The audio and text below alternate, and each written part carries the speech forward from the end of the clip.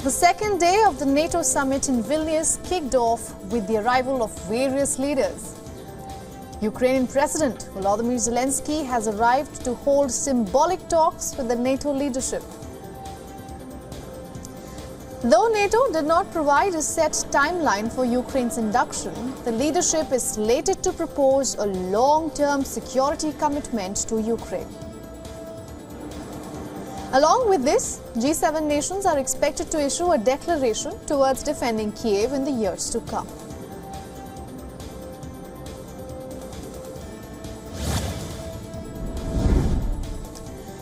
Japan has strongly condemned North Korea's latest missile launch. This is North Korea's 12th missile launch in 2023, that is this year. Earlier today, Pyongyang launched a ballistic missile in the eastern waters, also known as the Sea of Japan.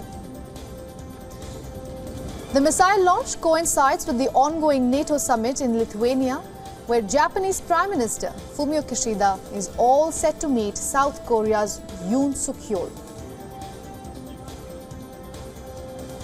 The launch comes 2 days after the North Korea threatened of shocking consequences to protest US's alleged provocative reconnaissance activities. This was near its territory.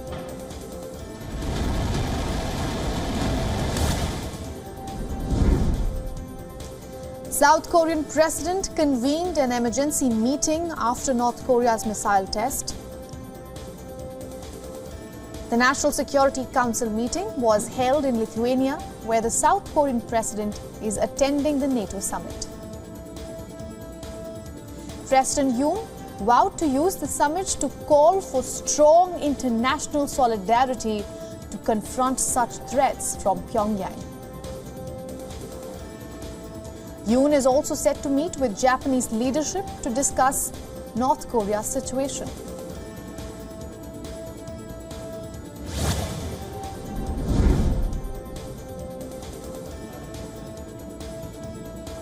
South Korean president is set to meet the Japanese Prime Minister Fumio Kishida. The two leaders will discuss the release of Fukushima nuclear plant's water and also issues around North Korea, as we just discussed.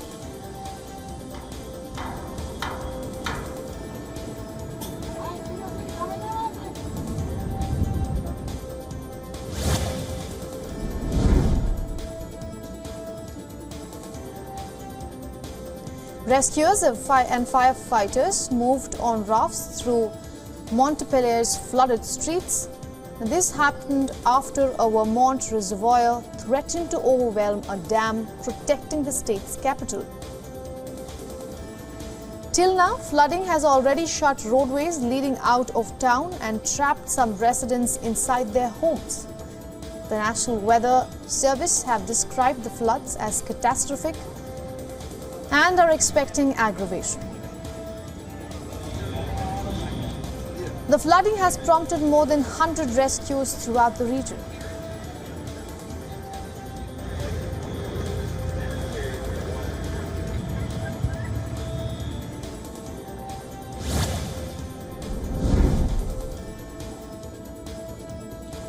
Tens of thousands of Israelis took to the streets of Tel Aviv in protest. Crowds of flag-waving protesters stopped morning traffic at major intersections and highways. People marched as the government went ahead with the Justice Bill, which seems to have opened the deepest splits in the entire country. The bill, which is aimed at curbing the powers of the top court, had protesters carrying placards and demanding for democracy.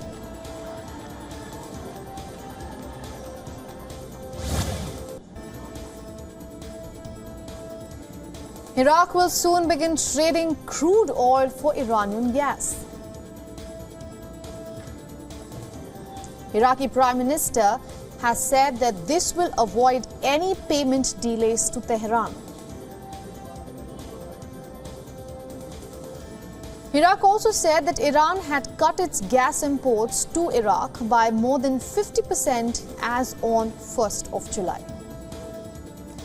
However, Tehran has now agreed to resume gas exports in exchange for Iraqi crude oil.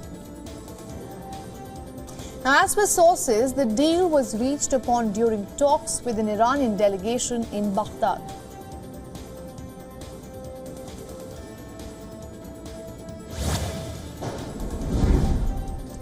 The British government has said that it will provide $64.7 million to Ukraine.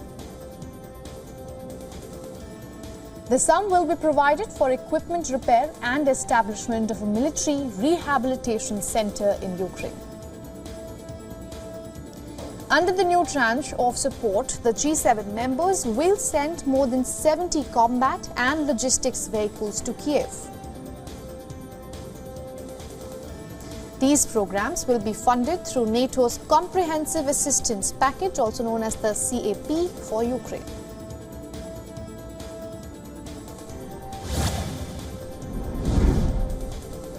US State Department spokesperson called Russia's veto to a United Nations operation as inhumane. As per the US, Russia vetoed a humanitarian operation delivering aid to about 4 million people in rebel-held Syria. Russia signaled the demise of the long-running operation in Turkey after it vetoed a 9-month authorization renewal at the UN Security Council. He failed to. State Department spokesperson also said that the United States was deeply disappointed by Russia's move.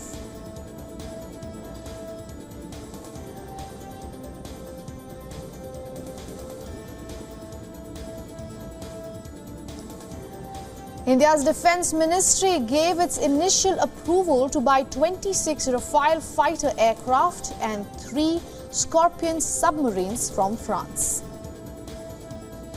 The proposals will now be sent to the Defence Acquisition Council, the country's top procurement body. Now, as per reports, a deal is likely to be announced during Prime Minister Narendra Modi's visit to France this week.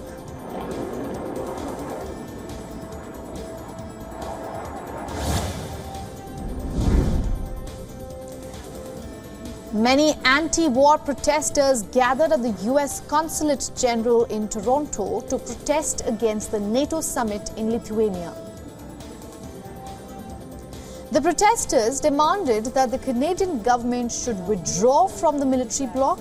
The protesters also signed 2 open letters to Canadian Prime Minister Justin Trudeau. The letters urged the government to withdraw from NATO and also spend money on Canadian livelihood instead of Ukraine.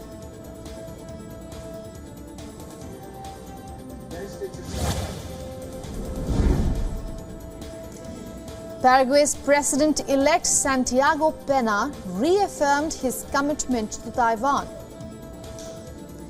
This was ahead of his presidential term begins. Paraguay is the last South American country with formal relations with Taiwan, and during his election campaign, Peña pledged support to Taiwan despite pressure from Chinese markets. Paraguay is now one of 13 countries which still maintain formal diplomatic relationship with Taiwan.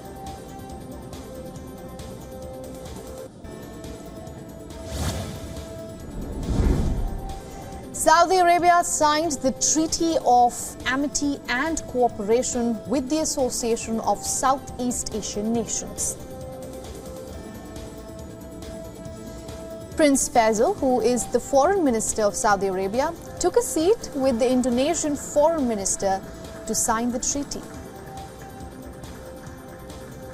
Saudi Arabia is the 51st country to sign the treaty, which embodies the universal principle of peaceful coexistence and friendly cooperation.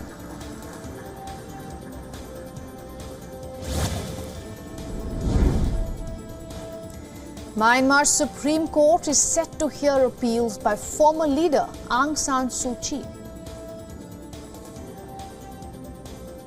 The appeal against convictions for misuse of state funds and violations of trade and telecoms law will be heard over the next 2 weeks.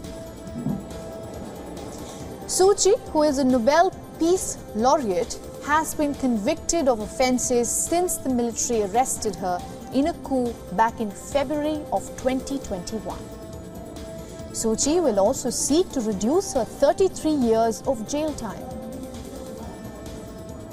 The court is expected to take up 2 months to deliver its ruling.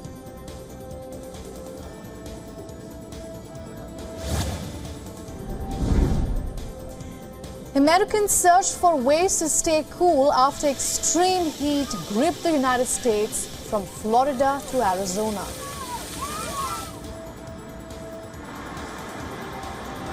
Houston experienced scorching temperatures exceeding 38 degrees Celsius. Record global ocean heating has invaded Florida with a vengeance. Water temperatures are threatening delicate coral reefs.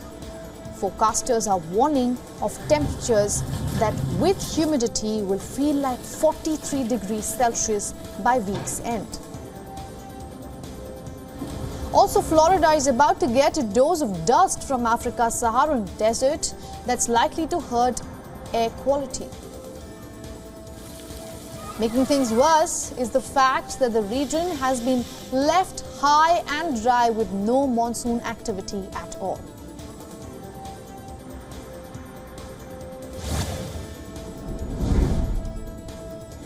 Greenpeace activists displayed a banner in central Madrid to raise awareness on climate change. The display came ahead of the next general election scheduled in mid-summer. Madrid residents tried to cool off around the urban beach, a group of splash fountains to battle high temperatures. The second heat wave of the year has pushed the Spanish Weather Office to issue red alerts in certain regions. The heat wave is expected to last till this week, with temperatures surpassing about 40 degrees Celsius.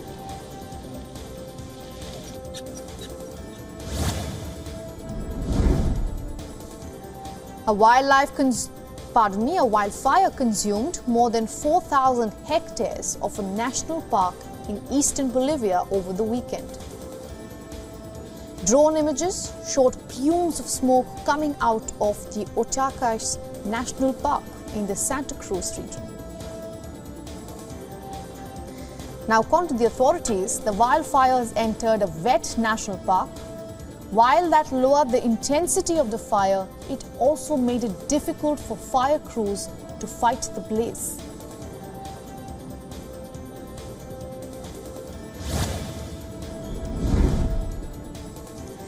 Sediments deposited at Crawford Lake in Canada provide evidence that Earth entered a new geological chapter.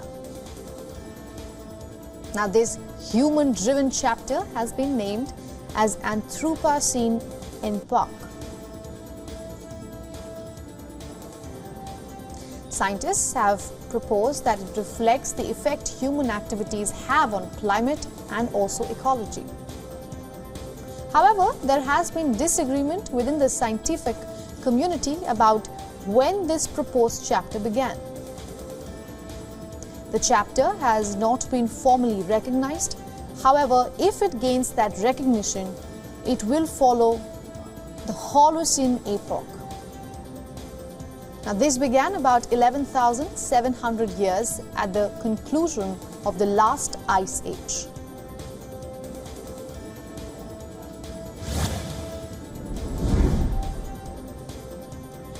Step back in time and dive into the ancient world as two prehistoric predators are being put for sale at the Sotheby's in New York. And they are expected to be quite expensive.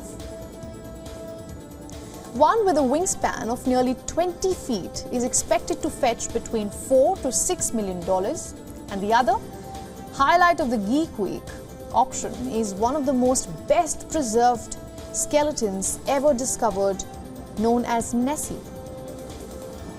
which by the way is also a Jurassic era, expected to fetch between $6 to $8 million.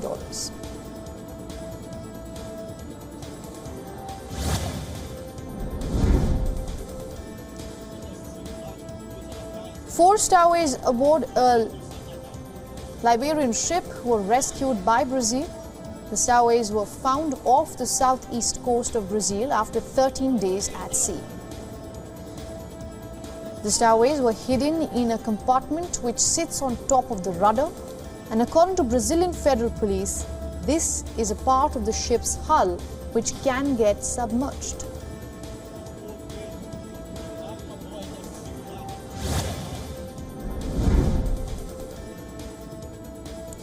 Now, in a significant move, Bangladesh and India have launched bilateral trade in rupees, aiming to reduce reliance on the US dollar.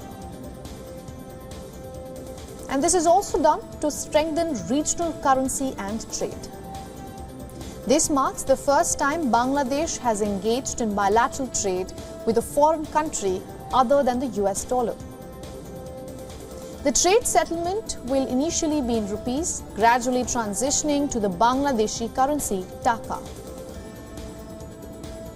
The introduction of the taka rupee dual currency card is expected to further streamline trade and reduce transaction costs. The economists believe that this move will benefit both countries, opening new opportunities for exports and fostering economic cooperation.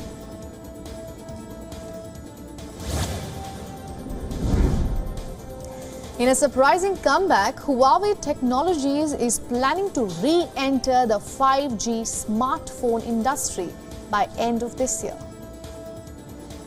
Despite the US ban that severely impacted its consumer electronics business, Huawei is expected to procure 5G chips domestically through its own advancements in semiconductor design tools. Now, this move could mark a significant victory for Huawei, which had faced immense challenges due to restrictions on chip-making tools. While the forecast yield rate of usable chips is expected to be below 50%, Huawei aims to produce 2 to 4 million 5G units initially. Experts believe that this strategy may come at a higher cost, potentially affecting the price competitiveness of these devices.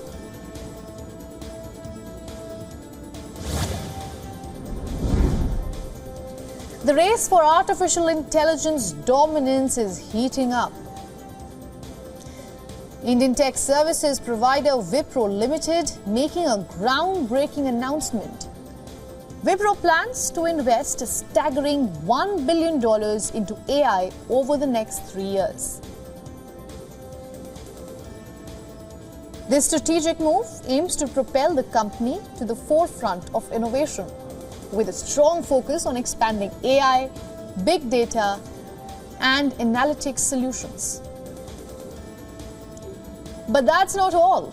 Wipro also unveiled its AI-first innovation ecosystem, Wipro AI 360, and pledged to train all 250,000 of its employees in AI within the next 12 months.